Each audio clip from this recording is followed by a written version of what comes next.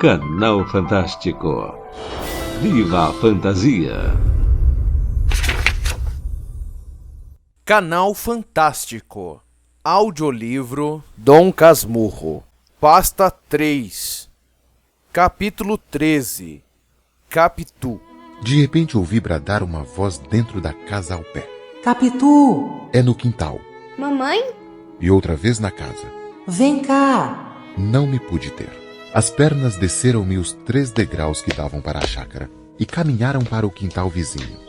Era costume delas, às tardes e às manhãs também, que as pernas também são pessoas, apenas inferiores aos braços e valem de si mesmas quando a cabeça não as reagem por meio de ideias. As minhas chegaram ao pé do muro. Havia ali uma porta de comunicação mandada rasgar por minha mãe, quando o Capitu e eu éramos pequenos. A porta não tinha chave nem taramela. Abriam-se empurrando de um lado ou puxando de outro. E fechava-se ao peso de uma pedra pendente de uma corda. Era quase que exclusivamente nossa.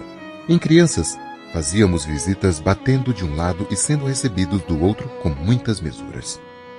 Quando as bonecas de Capitu adoeciam, o médico era eu. Entrava no quarto dela com um pau debaixo do braço para imitar o bengalão do doutor João da Costa. Tomava o pulso à doente e pedia-lhe que mostrasse a língua. É surda, coitada, exclamava Capitu. Então eu coçava o queixo como o doutor e acabava mandando aplicar-lhe umas sanguessugas ou dar-lhe um vomitório. Era a terapêutica habitual do médico. Capitu! Mamãe? Deixa de estar esburacando o muro. Vem cá! A voz da mãe era agora mais perto, como se viesse já da porta dos fundos. Quis passar ao quintal, mas as pernas, há pouco tão andarilhas, pareciam agora presas ao chão. Afinal, fiz um esforço, empurrei a porta e entrei. Capitu estava ao pé do muro fronteiro, voltada para ele, riscando com um prego. O rumor da porta fê-la olhar para trás. Ao dar comigo, encostou-se ao muro, como se quisesse esconder alguma coisa. Caminhei para ela. Naturalmente levava o gesto mudado, porque ela veio a mim e perguntou-me inquieta. O que é que você tem? Eu? Nada. Nada não. Você tem alguma coisa. Quis insistir que nada, mas não achei língua. Todo eu era olhos e coração. Um coração que desta vez ia sair, com certeza, pela boca fora. Não podia tirar os olhos daquela criatura de 14 anos, alta, forte e cheia, apertada em um vestido de chita meio desbotado.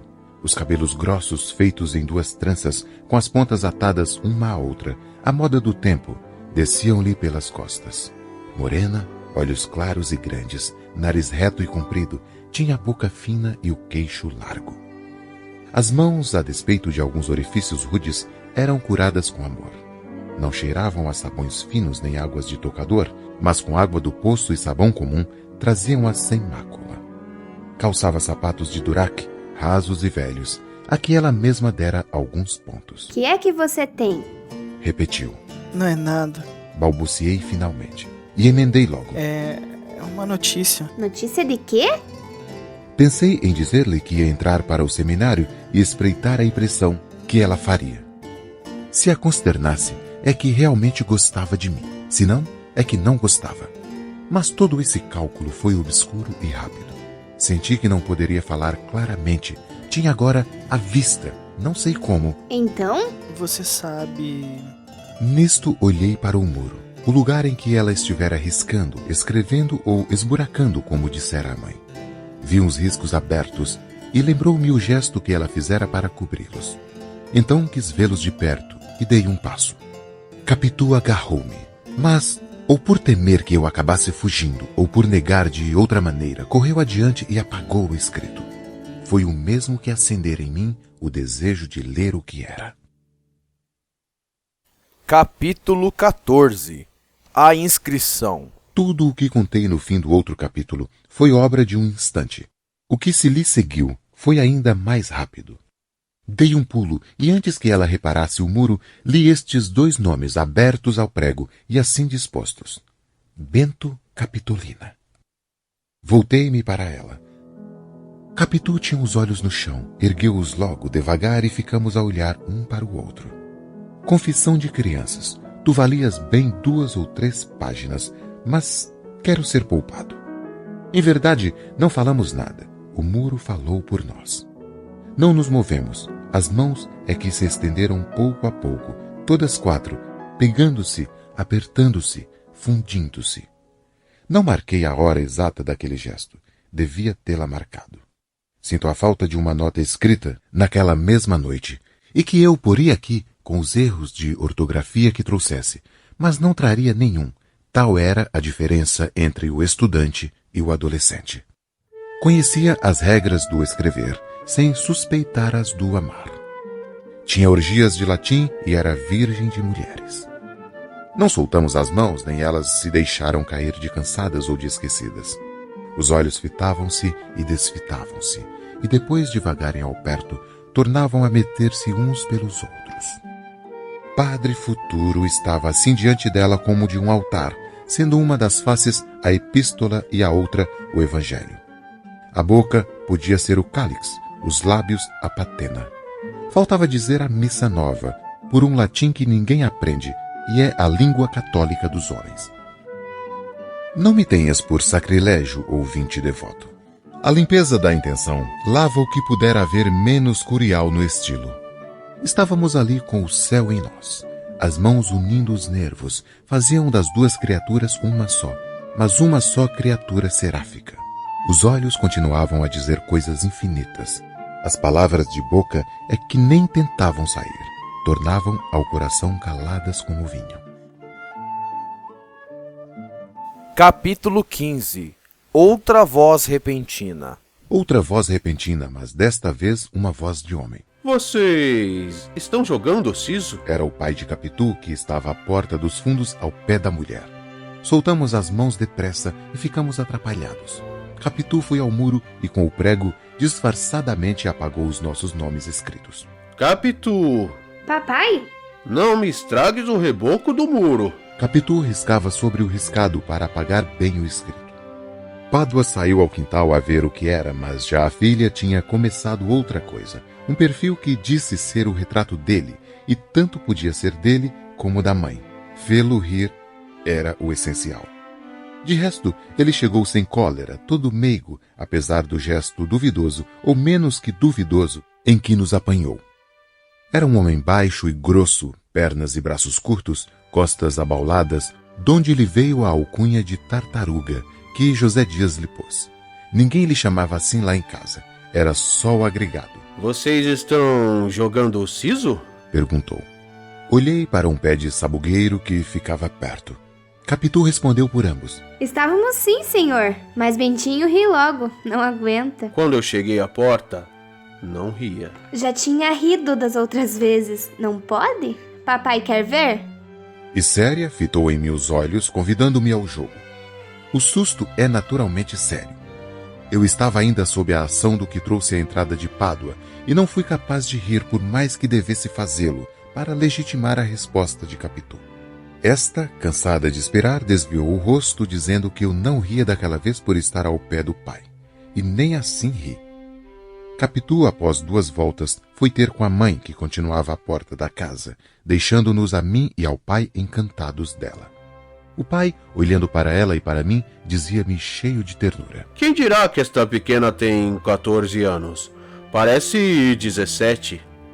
Mamãe está boa? Continuou voltando-se inteiramente para mim. Está. Há muitos dias que não a vejo.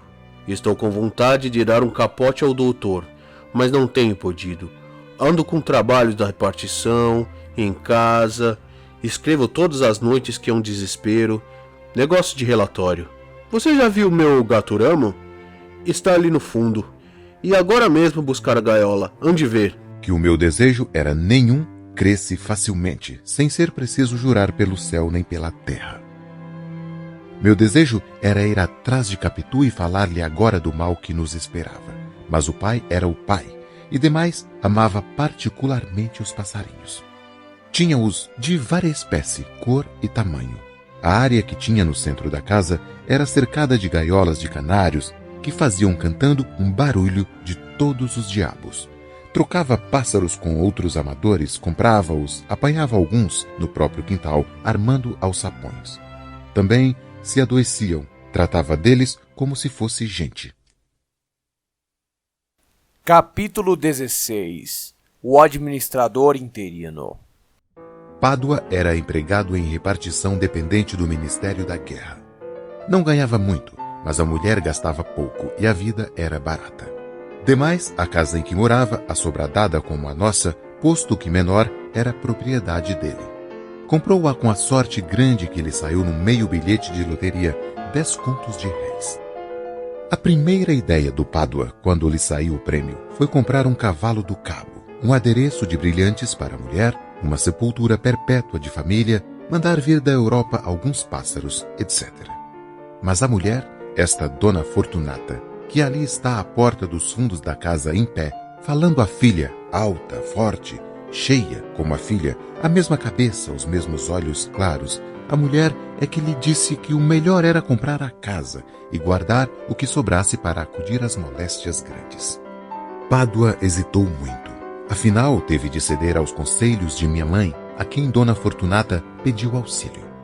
Nem foi só nessa ocasião que minha mãe lhes valeu. Um dia chegou a salvar a vida do Pádua. Escutai, a anedota é curta. O administrador da repartição em que Pádua trabalhava teve de ir ao norte em comissão. Pádua, ou por ordem regulamentar ou por especial designação, ficou substituindo o administrador com os respectivos honorários. Esta mudança de fortuna trouxe-lhe certa vertigem. Era antes dos 10 contos. Não se contentou de reformar a roupa e a copa, atirou-se às despesas supérfluas. Deu joias à mulher, nos dias de festa matava um leitão. Era visto em teatros, chegou aos sapatos de verniz. Viveu assim 22 meses na suposição de uma eterna interinidade. Uma tarde entrou em nossa casa, aflito e desvairado, ia perder o lugar, porque chegara o efetivo naquela manhã.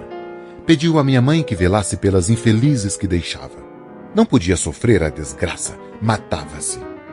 Minha mãe falou-lhe com bondade, mas ele não atendia a coisa nenhuma. Não, minha senhora, não consentirei em tal vergonha. Fazer descer a família, tornar atrás. Já disse, mato-me. Não hei de confessar à minha gente esta miséria. E os outros? Que dirão os vizinhos? E os amigos? E o público? Que público, Sr. Pádua? Deixe disso. Seja homem. Lembre-se que sua mulher não tem outra pessoa. E que há de fazer? Pois um homem... Seja homem, ande. Pádua enxugou os olhos e foi para casa, onde viveu prostrado alguns dias, mudo, fechado na alcova, ou então no quintal, ao pé do poço, como se a ideia da morte terminasse nele. Joãozinho, você é criança? Mas tanto lhe ouviu falar em morte que teve medo, e um dia correu a pedir à minha mãe que lhe fizesse o favor de ver-lhe se salvava o marido que se queria matar. Minha mãe foi achá-lo à beira do poço e intimou-lhe que vivesse. Que maluquice era aquela de parecer que ia ficar desgraçado por causa de uma gratificação menos e perder um emprego interino? Não, senhor. Deveria ser homem, pai de família, imitar a mulher e a filha. Pádua obedeceu. Confessou que acharia forças para cumprir a vontade de minha mãe. Vontade minha, não. Obrigação sua. Pois seja obrigação. Não desconheço que é assim mesmo. Nos dias seguintes, continuou a entrar e a sair de casa, cozido à parede, cara no chão. Não era o mesmo homem que estragava o chapéu em cortejar a vizinhança, risonho, olhos no ar, antes mesmo da administração interina.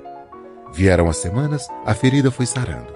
Pádua começou a interessar-se pelos negócios domésticos, a cuidar dos passarinhos, a dormir tranquilo às noites e às tardes, a conversar e dar notícias da rua. A serenidade regressou. Atrás dela veio a alegria. Um domingo, na figura de 2 amigos que iam jogar o solo, atentos. Já ele ria, já brincava, tinha o ar do costume. A ferida sarou de novo. Com o tempo veio um fenômeno interessante. Pádua começou a falar da administração interina, não somente sem as saudades dos honorários, nem o vexame da perda, mas até desvanecimento e orgulho. A administração ficou sendo a égira, donde ele contava para diante e para trás. No tempo que eu era administrador... Ou então... Ah, sim, lembra-me. Foi antes da minha administração, ou 1 2 meses antes. Ora, espere, a minha administração começou. É isto, mês e meio antes. Foi mês e meio antes, não foi mais.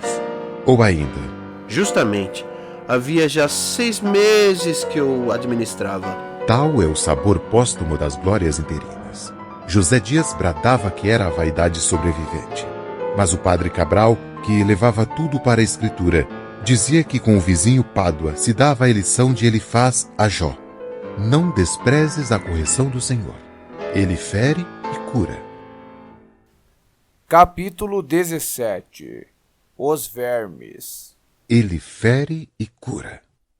Quando mais tarde vim a saber que a lança de Aquiles também curou uma ferida que fez, tive tais ou quais veleidades de escrever uma dissertação a este propósito. Cheguei a pensar em livros velhos, livros mortos, livros enterrados, a abri-los, a comprá-los, catando o texto e o sentido para achar a origem comum do oráculo pagão e do pensamento israelita. Catei os próprios vermes dos livros para que me dissessem o que havia nos textos roídos por eles. Meu senhor, Respondeu-me um longo verme gordo. nós não sabemos absolutamente nada dos textos que roemos, nem escolhemos o que roemos, nem amamos ou detestamos o que roemos. Nós roemos. Não lhe arranjei mais nada. Os outros todos, como se houvessem passado palavra, repetiam a mesma cantilena. Talvez esse discreto silêncio sobre os textos roídos fosse ainda um modo de roer o roído. Capítulo 18. Um plano. Pai nem mãe foram ter conosco quando Capitu e eu, na sala de visitas, falávamos do seminário. Com os olhos em mim, Capitu queria saber que notícia era a que me afligia tanto. Quando lhe disse o que era, fez-se cor de cera. Mas eu não quero. Acudi logo. Não quero entrar em seminários. Não entro. E escusado teimarem comigo, não entro. Capitu, a princípio, não disse nada. Recolheu os olhos, meteu-os em si e deixou-se estar com as pupilas vagas e surdas, a boca entreaberta, toda parada. Então eu, para dar força às afirmações, comecei a jurar que não seria padre. Naquele tempo jurava muito e rijo pela vida e pela morte. Jurei pela hora da morte, que a luz me faltasse na hora da morte se fosse para o seminário. Capitu não parecia crer nem descrer. Não parecia sequer ouvir. Era uma figura de pau. Quis chamá-la, sacudi-la, mas faltou-me ânimo. Essa criatura que brincara comigo, que pulara, dançara, creio até que dormira comigo, deixava-me agora com os braços atados e medrosos. Enfim, tornou a si, mas tinha cara lívida e rompeu nestas palavras furiosas. Beata Carola Papamissas. Fiquei aturdido. Capitu gostava tanto de minha mãe e minha mãe dela que eu não podia entender tamanha explosão. É verdade que também gostava de mim, e naturalmente mais ou melhor ou de outra maneira, coisa bastante a explicar o despeito que lhe trazia a ameaça da separação. Mas os impropérios, como entender que lhe chamasse nomes tão feios, e principalmente para deprimir costumes religiosos que eram seus? Que ela também ia à missa e 3 ou 4 vezes, minha mãe é que a levou na nossa velha sege. Também lhe dera um rosário, uma cruz de ouro e um livro de horas. Quis defendê-la, mas Capitu não me deixou. Continuou a chamar-lhe Beata e Carola, em voz tão alta que tive medo que fosse ouvida dos pais. Nunca a vi tão irritada como então. Parecia disposta a dizer tudo a todos. Cerrava os dentes, abanava a cabeça. Eu, assustado, não sabia que fizesse. Repetia os juramentos, prometia ir naquela mesma noite declarar em casa que, por nada neste mundo, entraria no seminário. Você? Você entra. Não entro. Você verá se entra ou não. Calou-se outra vez. Quando tornou a falar, tinha mudado. Não era ainda a Capitu do costume, mas quase. Estava séria, sem aflição, falava baixo. Quis saber a conversação da minha casa. Eu contei-lhe toda, menos a parte que lhe dizia a respeito. E que interesse tem José Dias em lembrar isto? Perguntou-me no fim. Acho que nenhum. Foi só para fazer mal. É um sujeito muito ruim, mas deixe estar que me há de pagar. Quando eu for dono da casa, quem vai pra rua é ele. Você verá.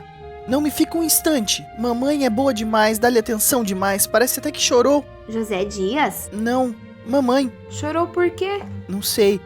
Ouvi só dizer que ela não chorasse, que não era coisa de choro. Ele chegou a mostrar-se arrependido e saiu. Eu então, para não ser apanhado, deixei o canto e corri pra varanda. Mas deixe estar, que ele me paga. Disse isto fechando o punho e proferi outras ameaças. Ao relembrá-las, não me acho ridículo. A adolescência e a infância não são, neste ponto, ridículas. É um dos seus privilégios. Este mal ou este perigo começa na mocidade, cresce na madureza e atinge o maior grau na velhice. Aos 15 anos, há até certa graça em ameaçar muito e não executar nada. Capitu refletia. A reflexão não era coisa rara nela, e conheciam-se as ocasiões pelo apertar dos olhos.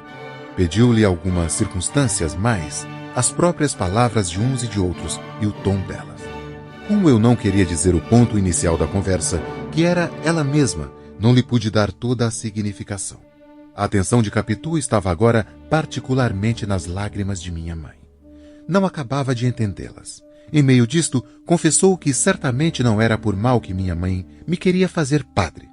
Era a promessa antiga que ela, temente a Deus, não podia deixar de cumprir. Fiquei tão satisfeito de ver que assim espontaneamente reparava as injúrias que lhe saíram do peito pouco antes que peguei da mão dela e apertei-a muito. Capitu deixou-se ir, rindo. Depois da conversa entrou a cochilar e dormir. Tínhamos chegado à janela. Um preto que desde algum tempo vinha apregoando cocadas parou em frente e perguntou. Sinhazinha, quer cocada hoje? Não. Respondeu o Capitu. Cocadinha tá boa. Vá-se embora. Replicou ela sem rispidez. De cá. Disse eu, descendo o braço para receber duas.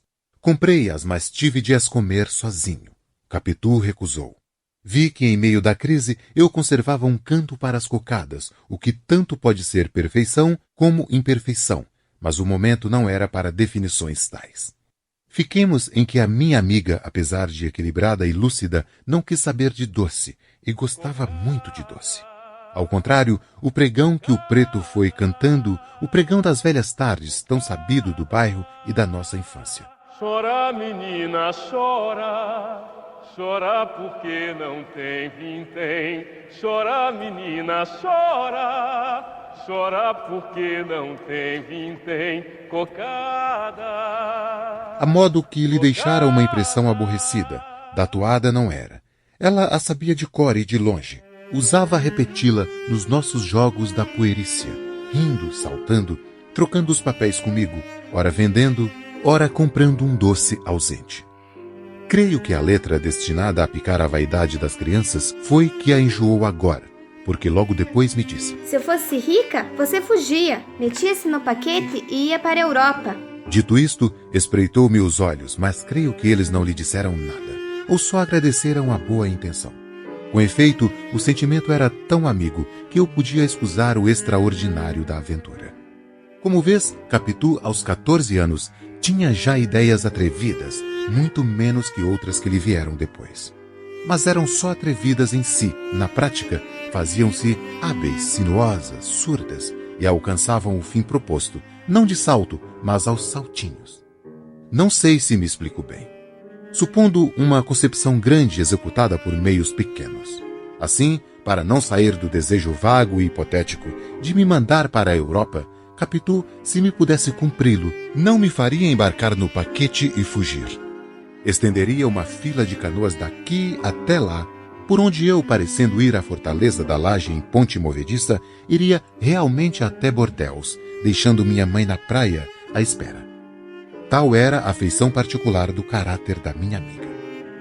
Pelo que não me admira que, combatendo os meus projetos de resistência franca, fosse antes pelos meios brandos, pela ação do empenho, da palavra, da persuasão lenta e diuturna, e examinasse antes as pessoas com quem podíamos contar. Rejeitou tio Cosmo. Era um boa-vida. Se não aprovava a minha ordenação, não era capaz de dar um passo para suspendê-la. Prima Justina era melhor que ele, e melhor que os dois seria o padre Cabral, pela autoridade, mas o padre não havia de trabalhar contra a igreja. Só se eu lhe confessasse que não tinha vocação. Posso confessar? Pois sim, mas seria parecer francamente. E o melhor é outra coisa. José Dias... Que tem José Dias? Pode ser um bom empenho. Mas se foi ele mesmo que falou... Não importa. Continuou o Capitu. Dirá agora outra coisa. Não lhe fale acanhado. Tudo é que você não tenha medo. Mostre que é de vir ser o dono da casa. Mostre que quer e que pode. Dê-lhe bem a entender que não é favor. Faça-lhe também elogios. Ele gosta muito de ser elogiado. Dona Glória presta-lhe atenção. Mas o principal não é isso. É que ele, tendo de servir a vocês, falará com muito mais calor que outra pessoa. Não acho não, Capitu. Então vá para o seminário. Isso não. Mas que se perde em experimentar? Experimentemos? Faça o que lhe digo. Dona Glória pode ser que mude de resolução. Se não mudar, faça outra coisa. Mete-se então o Padre Cabral. Você não se lembra como é que foi ao teatro pela primeira vez há 2 meses? Dona Glória não queria, e bastava isso para que José Dias não teimasse. Mas ele queria ir, e fez um discurso, lembra-se? Lembra-me, disse que o teatro era uma escola de costumes. Justo, tanto falou que sua mãe acabou consentindo, e pagou a entrada aos 2. Ande, peça, mande! Olhe, diga-lhe que está pronto a estudar as leis em São Paulo. Estremeci de prazer. São Paulo era um frágil biombo, destinado a ser arredado um dia, em vez da grossa parede espiritual e eterna. Prometi falar a José Dias nos termos propostos. Capitu repetiu-os, acentuando alguns como principais, e inquiria-me depois sobre eles, a ver se entendera bem, se não trocara uns por outros. E insistia em que pedisse com boa cara, mas assim como quem pede um copo de água à pessoa que tem obrigação de o trazer. Conto estas minúcias para que melhor se entenda aquela manhã da minha amiga. Logo virá a tarde, e da manhã e da tarde se fará o primeiro dia, como no Gênesis, onde se fizeram sucessivamente 7. Capítulo 19. Sem falta. Quando voltei a casa, era noite. Vim depressa, não tanto, porém, que não pensasse nos termos em que falaria ao agregado. Formulei o pedido de cabeça, escolhendo as palavras que diria e o tom delas, entre seco e benévolo. Na chácara, antes de entrar em casa, repeti-as comigo, depois em voz alta, para ver se eram adequadas e se obedeciam às recomendações de Capitu. Preciso falar-lhe, sem falta. Amanhã. Escolha o lugar e diga-me. Proferia-as lentamente, e mais lentamente ainda as palavras sem falta, como para sublinhá-las. Repeti-as ainda, e então acabei-as secas demais, quase ríspidas e, francamente, impróprias de uma criançola para um homem maduro. Cuidei de escolher outras e parei. Afinal, disse comigo, que as palavras podiam servir, tudo era dizê-las em tom que não ofendesse. E a prova é que, repetindo-as novamente, saíram-me quase súplices. Bastava não carregar tanto, nem adoçar muito, um meio termo. E Capitu tem razão, pensei. A casa é minha. Ele é um simples desagregado. Jeitoso é. Pode muito bem trabalhar por mim e desfazer o plano de mamãe. Capítulo 20. 1000 Padre Nossos e 1000 Ave Marias. Levantei os olhos ao céu, que começava a embruscar-se, mas não foi para vê-lo coberto ou descoberto. Era ao outro céu que eu ergui a minha alma. Era ao meu refúgio, ao meu amigo. E então disse de mim para mim: prometo rezar 1000 Padre Nossos e 1000 Ave Marias se José Dias arranjar que eu não vá para o seminário. A soma era enorme. A razão é que eu andava carregado de promessas não cumpridas. A última foi de 200 Padre Nossos e 200 Ave Marias, se não chovesse em certa tarde de passeio a Santa Teresa. Não choveu, mas eu não rezei as orações. Desde pequenino, acostumara-me a pedir aos céus os seus favores, mediante orações que diria se eles viessem. Disse as primeiras, as outras foram adiadas, e à medida que se amontoavam, iam sendo esquecidas. Assim cheguei aos números 20, 30, 50. Entrei nas centenas e agora no milhar. Era um modo de peitar a vontade divina pela quantia das orações. Além disso, cada promessa nova era feita e jurada no sentido de pagar a dívida antiga. Mas vão lá matar a preguiça de uma alma que trazia do berço e não a sentia atenuada pela vida. O céu fazia-me o favor, eu adiava a paga. Afinal, perdi-me nas contas. 1000! Repeti comigo. Realmente a matéria do benefício era agora imensa, não menos que a salvação ou o naufrágio da minha existência inteira. 1000! Era preciso uma soma que pagasse os atrasados todos. Deus podia muito bem, irritado com os esquecimentos, negar-se a ouvir-me sem muito dinheiro. Homem grave, é possível que estas agitações de menino se enfadem, se é que não as achas ridículas. Sublimes não eram. Cogitei muito no modo de resgatar a dívida espiritual. Não achava outra espécie em que, mediante a intenção, tudo se cumprisse, fechando a escrituração da minha consciência moral sem déficit. Mandar dizer 100 missas ou subir de joelhos a ladeira da glória para ouvir uma, ir à Terra Santa, tudo o que as velhas escravas me contavam de promessas célebres, tudo me acudia sem fixar de vez no espírito. Era muito duro subir uma ladeira de joelhos. Devia feri-los por força. A Terra Santa ficava muito longe. As missas eram numerosas. Podiam empenhar-me outra vez a alma. Capítulo 21. Prima Justina. Na varanda, achei prima Justina, passeando de um lado para outro. Veio ao patamar e perguntou-me onde estivera. Estive aqui ao pé conversando com Dona Fortunata e distraí-me. É tarde, não é? Mamãe perguntou por mim? Perguntou, mas eu disse que você já tinha vindo. A mentira espantou-me, mas menos que a franqueza da notícia. Não é que prima Justina fosse de Biocos. Dizia francamente a Pedro o mal que pensava de Paulo e a Paulo o que pensava de Pedro.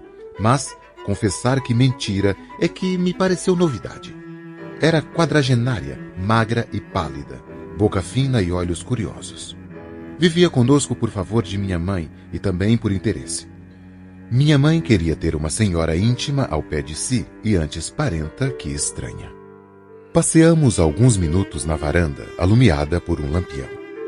Quis saber se eu não esquecera os projetos eclesiásticos de minha mãe e, dizendo-lhe eu que não, inquiriu-me sobre o gosto que eu tinha à vida de padre. Respondi esquivo. Vida de padre é muito bonita. Sim, é bonita, mas o que pergunta é se você gostaria de ser padre.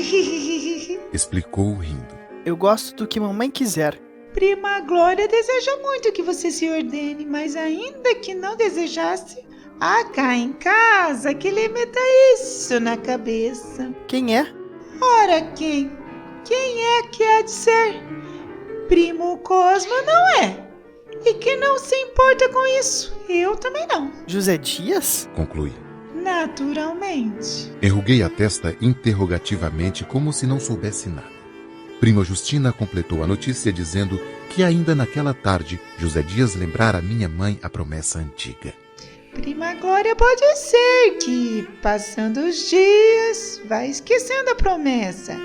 Mas como há de se esquecer se uma pessoa estivesse sempre nos ouvidos as que darás falando no seminário?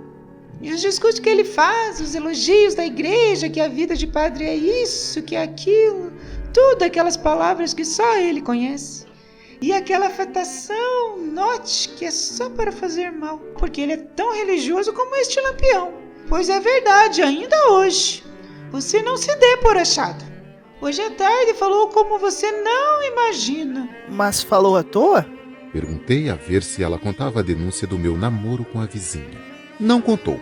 Fez apenas um gesto como indicando que havia outra coisa que não podia dizer. Novamente me recomendou que não me desse por achado e recapitulou todo o mal que pensava de José Dias. E não era pouco, um intrigante, um bajulador, um especulador. E, apesar da casca de polidez, um grosseirão.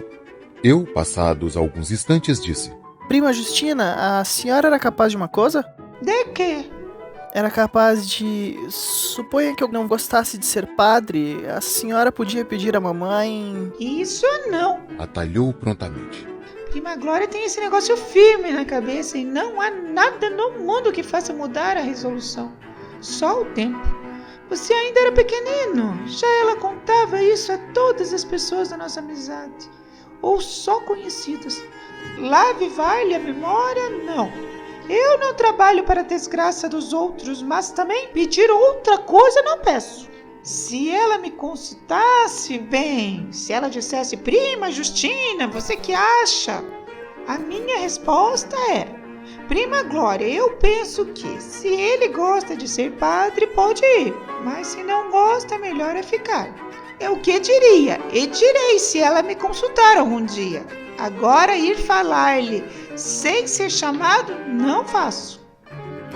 Capítulo 22. Sensações alheias. Não alcancei mais nada, e para o fim arrependi-me do pedido. Devia ter-se seguido o conselho de Capitu. Então, como se eu quisesse ir para dentro, prima Justina reteve-me alguns minutos, falando do calor e da próxima festa da Conceição, dos meus velhos oratórios e, finalmente, de Capitu. Não disse mal dela, ao contrário, insinuou-me que podia vir a ser uma moça bonita. Eu, que já a achava lindíssima, bradaria que era a mais bela criatura do mundo, se o receio me não fizesse discreto. Entretanto, como prima Justina se metesse a elogiar-lhe os modos, a gravidade, os costumes, a trabalhar para os seus, o amor que tinha a minha mãe, tudo isto me acendeu a ponto de elogiá-la também. Quando não era com palavras, era com o gesto de aprovação que dava a cada uma das asserções da outra, e certamente com a felicidade que devia iluminar-me a cara. Não adverti que assim confirmava a denúncia de José Dias, ouvida por ela à tarde na sala de visitas, se é que também ela não desconfiava já. Só pensei nisso na cama.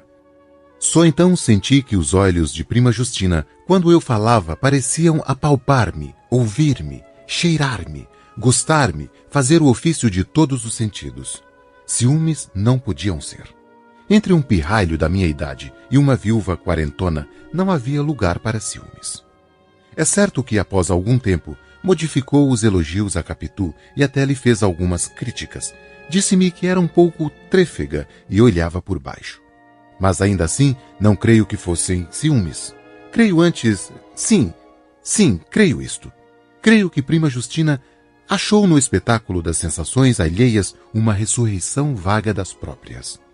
Também se goza por influição dos lábios que narram. Capítulo 23. Prazo dado.